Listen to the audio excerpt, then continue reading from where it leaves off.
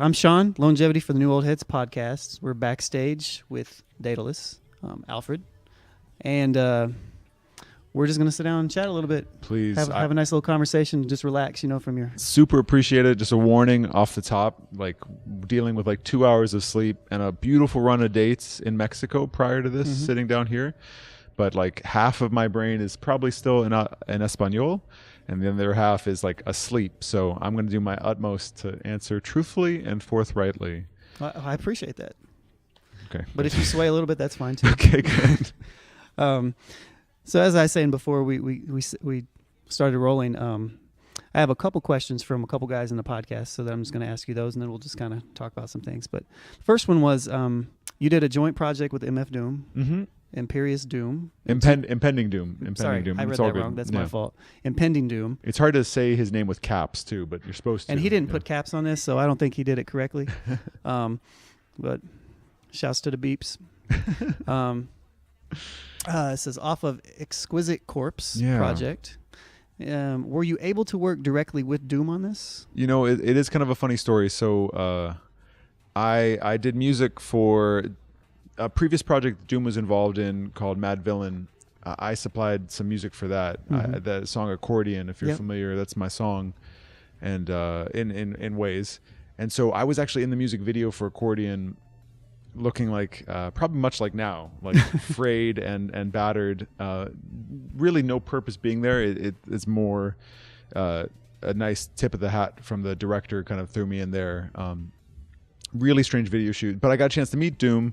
I got a chance to talk with Dude a little bit, and what a character, right? All time rap legends. That dude deserves to be in that Hall of Fame of just oddities, because he's that guy. And so I got a chance to talk with him a little bit and get into his ear, hey, I would really love to do a project with you. And he was agreeable, but he was very much cash up front.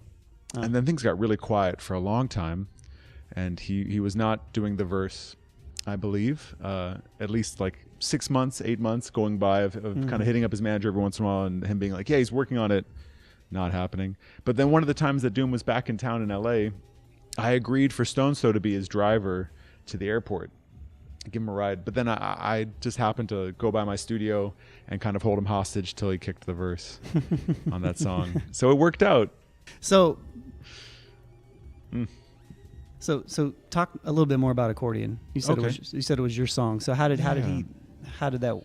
Did you produce that song? Well, it's kind of a funny one. So my very first record's called Invention. It just got reissued for Record Store Day 2 weeks ago. Okay. One of those Fridays. But it is kind of strange because on that very first record, I was going to do an accompanying EP called The Quiet Party, and I had Madlib remix one of the songs. Unbeknownst to me, he remixed way more off the record. Maybe just the nature of Madlib, when he gets kind of something in his ears, he just goes. And then if you guys maybe recall that Mad Villain was one of the very first records to be leaked in kind of this Napster-ish kind of way. It had that kind of moment where there was 9 unfinished songs that kind of hit the internet in a way that I think a lot of the people at Stone Sow were it's over. We're never going to sell this. It's just leaking and going around, and it's not even the complete versions of things. And so they went back to the lab and they quickly cut more songs. And it turns out one of those songs was my song Experience, flipped by Madlib. Oh, I see. And then kind of transformed, and then Doom got in there, and then it became Accordion. I wasn't consulted till it was very late in the game, but then they did hit me up right before the record was going to be pressed up, and I was the only credited sample in that record, which is strange. And I don't know, I appreciate it to the bottom of my heart. It's made so much of my life possible, working with Tory Lanez and Trey Songz and all these people that I would have never met had it not been for that song, that one song. I did not know that story. That's really interesting. It's just silly biz, but that's how most of the music industry works, right? Happenstance and chance. Just very true. Yeah, very true. All right, cool, very good. So your name, Daedalus, taken from ancient Greek, a skillful craftsman and artist, father of Icarus. Yep. Were you given the name, or did you come up with it yourself? I did come up with it, as you maybe all appreciate the fact that you have to pick an alias in this electronic or hip-hop world. Right. You have to be something greater to, some bigger shoes to fill than... I'm from Santa Monica, California. There's not much of a legacy to jump into, at least the ones that I was familiar with before I started. And I love this idea of invention. I love this idea of making something. And so Daedalus was one of these like vague names, like just like Edison, these people like from a distant past that like have some sort of kind of like cast long shadows. So I wanted to borrow into that. But then also when I was growing up, there was this cartoon called Robotech, and the right arm of the SDF-1 was called the Daedalus, and it just smashed around. So it's like I knew from a kid, as like a really young child, it was like in my mind somehow. Okay, very good. You mentioned Stone Stove very recently. What is your relationship with that label? You said you're from Santa Monica. Yeah. They're based out of, what, LA, I believe? LA, and they've been repping LA forever. They are one of the longer, more esteemed labels. I feel like have been doing consistent work. But although I will say, and this is not to their detriment at all, they were really Madlib's label. Yeah, Every associated project, every kind of whim he came up with, and it was beautiful for it, but maybe slightly stagnant in the aughts, right? Like it was, especially as Madlib kind of started to do fidget with some of the major label stuff, and some of the kind of interesting voices that are coming out of LA, people like Flylo. I know they passed on Flylo before. He was an intern in their office, right? And they passed on it. And it's just like, oh gosh, like there's a lot of future of beats and hip hop that were boiling in the city that they kind of just weren't on, which is totally cool. Like not everyone could be on everything. And they discovered Dame Funk, and there was like a lot of things that they co-signed on Dame Funk or whatever. And so it's like they got into other things, but now just very recently, Sam I Am, the Mind Design stuff, and Student Archives, it's incredible. And they really seem to be like in a renewal period. Mercury's in Gatorade or something, it's like it's happening. So you mentioned Flying Lotus. Yeah. I have heard the story of him being an intern there, and Brainfeeder, of course. Now, did you put a project out on Brainfeeder? I put a few out on Brainfeeder. I have specifically this one series, which is like, I mean, I like to have like specific reasons to do something. I mean, okay, in the most general sense, I like these like grand concept records. So I did these two really super mellow records for Brainfeeder, both based on historic wars from the 19th century, all 3-year conflicts. The first one being the Boxer Rebellion in China, the second one being the Crimean War, and the third one coming up is the Second Boer War. Okay. And I'm going to be recording that in South Africa next year. I'm excited to have that series, but then I also did a jazz record with them called Needleless. That was on Brainfeeder at the same time as the Kamasi Washington stuff was coming out, Thundercat coming out. Did this crazy angular jazz record. I just listened to a project last night of yours, came out in 2014, and the name of it is, I don't remember the name of it. Was it Needleless? Maybe was it that one? The jazzy it was very one? very soundtrack-esque. Oh, okay. Maybe this was Light Brigade. Yes. Okay. Yeah. Awesome. That was one of these historic war things. When you were speaking on it, I didn't know that story as well. So that's good to know. It's funny because it's like in the album art, and I have it in my head, but I don't say it on the record specifically. I don't want to like paint too much. It's more for me to have a story for being in the studio. When you're faced with that blank screen or just pads that are just empty, and you're supposed to make some magic out of that, it's hard. It's like it's not.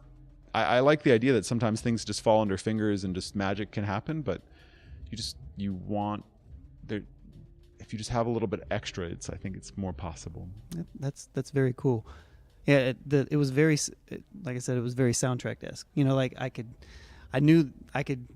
couldn't necessarily visualize anything particular, but there was definitely had the feel of something's going on right now. Perfect. So that's very good. So you said you're finishing up the third part of that.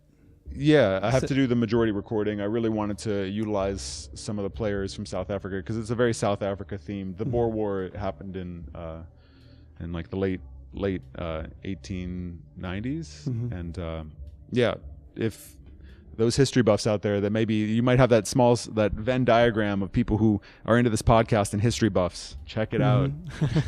It's happening. Probably will. I got lost in that for a second. I lost my next question. Hey, that's the beautiful thing about soundtrack and all this kind of stuff. You have this intention, this like nebulous kind of ness, and sometimes it's like it's made like, okay, so here's something I have a problem with. Like tonight, I'm playing a show downstairs, and inevitably, I'm going to be the soundtrack to somebody's inebriation, whether or not I choose to. This is like the path that people come. They're going to be pre-gaming. They'll be there with whatever headspace they want. And like my intention might be very much for uplift or all these different things, but they're taking it to that place that they're going to go with it. Very true. So music's the same way. You put something out, you have all this intention, and people just like zag where you zig. It's just So do you tour a lot then? I love touring.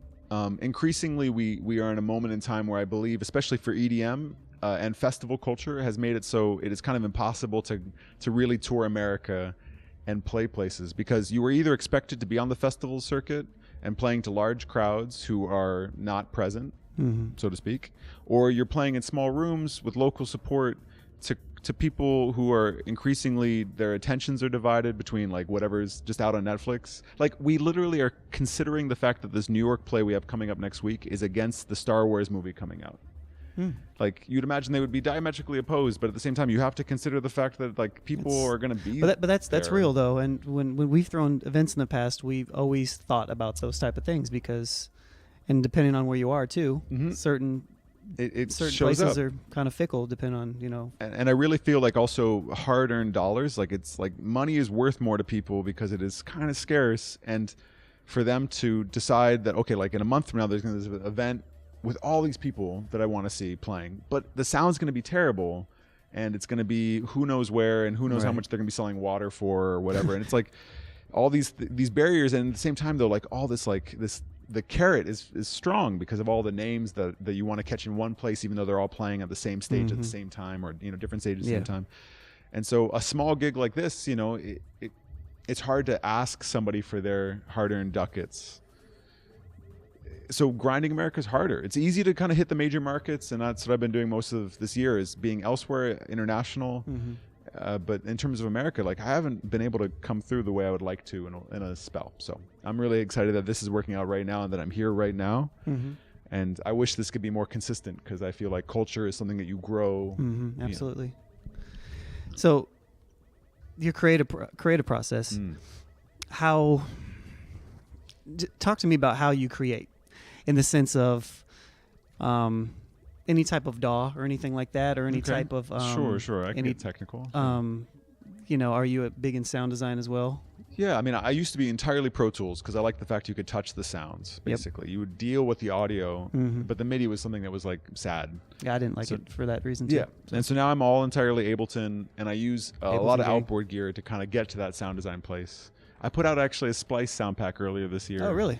Which was all like mechanical sounds from like old adding machines and typewriters and stuff. It's something. It just exists. It's nice that there's all these different ways to exist. I teach Ableton at a local school, so that's interesting to me. So yeah, increasingly I've been doing more class work. I've been doing I use a lot of Max for Live when I'm performing, and in studio sometimes too. And I mean, the tools are there to be tools. I really feel like sometimes it's easy to get caught up in the kind of the glamour of it, or the you know, the specialness of these objects, and you spend all this money to get, and then they're supposed to kind of do everything, all the heavy lifting. But the truth of the matter is that they're just like slightly better hammers or slightly better axes, and you're just chopping wood, or, you know, maybe in more artful terms, you're making sculpture. And so just to kind of try to like keep things at the right kind of perspective helps. So you probably use Ableton because the workflow is easier? I actually like it because the workflow is easier in some ways, but also specifically doesn't make any sense in other ways. Like the fact you can't just like add and divide time so easily. Like, yeah, that's true. You know what I mean? Like, like, and this would be such a simple concept, and yet at the same time, like, this is what they've honed in on, and so the specificity of it makes it so that it's kind of rad. Like, it makes you make choices, and those choices then make it so you can make music faster. Like, I'm not a fan of this thing of like endlessly working on like your kick. Yeah, I don't do that either. You know, it's like 2 hours later, you're still like trying to dial in your kick, and you realize like I haven't made anything but like this terrible techno song. It's just time to have things that finish themselves. And I definitely love the sample, and I love to treat material, but I use this machine called a Monome, which is like grid of 256 buttons. I've been using it since 2003. Before that, I was using all kinds of outboard gear and like trying to play guitar and like turn a knob at the same time, and it was the worst. It really came across as being like tough times, like slow movements and stuff. But so the Monome allowed me to vigorously interact with samples. So oftentimes now I'll take some referential material, some Marvin Gaye or some weird rave stab or whatever it is, and I'll just try to incorporate it and kind of multiply it. And sometimes it is directly a mashup. Like, I like sometimes that you can just go in on two things rubbing up against each other and maybe a little friction happens. I discovered this Angel Olsen song, Shut Up Kiss Me is the name of the song, and I was mixing it with this Thundercat song, like kind of it happened live in a situation. I was just playing those two things against each other. It was like, oh, this is eerie and it works and it goes. And so like I've been like toying with that more during the tour, and little happy accidents will come up that I'll want to pursue, and then other times it's just like try to like clear the mandala and like make something totally new. But we'll see what happens. That's dope. You know, I'm a huge admirer of those finger drummer. They're like the new breed of people who are out there like really playing drums. If you ever get a chance, there's this Filipino gentleman named Khalif One. Oh gosh, I'm gonna kick myself for forgetting this right now. But dude plays pads like a jazz drummer. You if you just closed your eyes, you'd just be like, this guy's just like so incredibly rich. And there's just people all over the world like that. Just like people like really innovating in there that really space. Are. The pad space is incredible. I remember we booked somebody 2012 from Oakland, B. Durazo. He had MP3 3000 on his left hand and his right hand. And one was samples, one was drums. And he was playing at the same time. It was like amazing. Do you know Sturo Elliott? He's that dude. He's amazing. Makes you want to quit in the best way. Just like, oh, okay. Yeah, absolutely. That's good. So yeah, what got you into producing? Okay, yeah, absolutely. It is kind of a funny one because like before I became a producer, I was a player. I studied bass clarinet and double bass, specifically jazz bass. Oh, okay. But really quickly learned that like it's not going to be my way. Like I loved the music, but it wasn't my language. It didn't come out naturally. And so when it came down to like soloing or something, it wasn't like I was, quoting songs from the 60s or 50s in a way that felt authentic. I just felt like I was studying the stuff, and it just never resonated. And the music that really resonated with me was a lot of the production and sound that was happening in the early 90s when I was still like a preteen. Electronic music, specifically kind of rave from the UK, and then like all that Bomb Squad production that like Public Enemy did. Oh, yeah. Like, and they all shared this kind of trait of using samples in these radical ways that really transformed them. Like a single horn stab in the Bomb Squad would become the entire every single note. And it would just make it was like a call to action all of a sudden. It wasn't just like a random horn stab from a song. And in the same way, there was this guy, Asen, who was a rave producer, made only a few songs, limited amount, and yet I got this culture in my ear for some reason. But he was flipping John Barry, who did all like the James Bond soundtrack kind of stuff. And he was making it so that it was like going from being this like cheesy music that would score Sean Connery killing a bunch of people to being this beautiful, emotive, evocative stuff. And like that showed me something that was totally possible. And then of course, just like a lot of producers falling down that rabbit hole of like, okay, well, what are they sampling? Like I get the format, but like what are they going in on? And then that started to suddenly double back for my jazz and classical interests.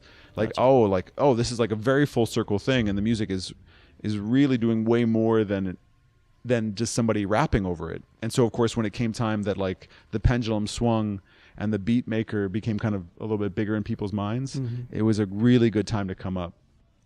Yeah, it was an incredible moment in the early aughts when it was still like, when you said instrumental hip hop and people would be like DJ Shadow, and then they would kind of stop, or maybe Crush if they were kind of more international or something. But there was just this huge amount of music that was happening right in that moment that was like a crucible of a lot of what's kind of happened since. Cool. Well, I won't keep you too much longer, but I definitely appreciate you sitting and talking with us. DAEDELUS, New Old Heads podcast, Backstage. Bong bong.